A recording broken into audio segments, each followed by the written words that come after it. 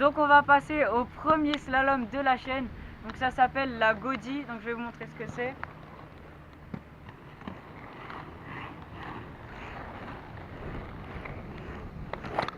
Donc c'est un slalom débutant.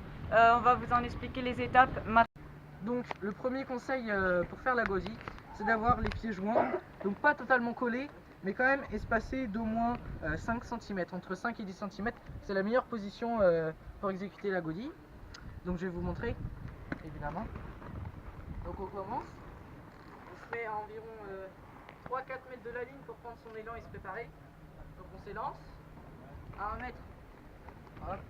Et là, on garde nos pieds joints au moins de 5 cm d'écart pour bien tourner. Explication. Donc pour la deuxième étape, c'est les genoux. Donc il faut avoir les genoux fléchis, donc comme ceci à peu près 45 degrés. Et le buste penché un petit peu vers l'avant. Donc cette position. Donc je vais faire une petite démonstration.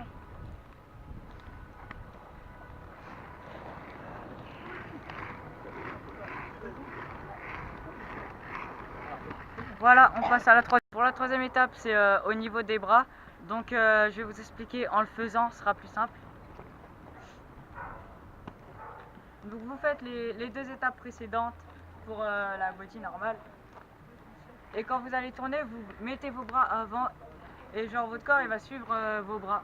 Voilà, c'était pour la troisième étape. Donc pour finir, on va faire un résumé de toutes les techniques qu'on a appris. Donc pour commencer, on se positionne à environ 5 mètres de la ligne, environ. Ensuite, donc on va prendre son élan et on va positionner ses deux pieds à environ 1 mètre de la ligne, on va dire entre 5 et 10 cm pour avoir une position assez bien. Donc c'est parti. Donc, je positionne mes pieds, je plie mes genoux et là je m'aide avec mes bras.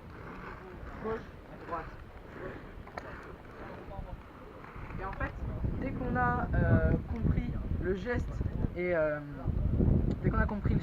entre le moment où on balance à droite, où on balance à gauche et pencher ses pieds, et en fait la Gaudi va aller toute seule et vous allez pouvoir la faire n'importe où, dans une descente, dans une montée, vous allez pouvoir accélérer dans des tournants, par exemple comme ceci, ou ralentir.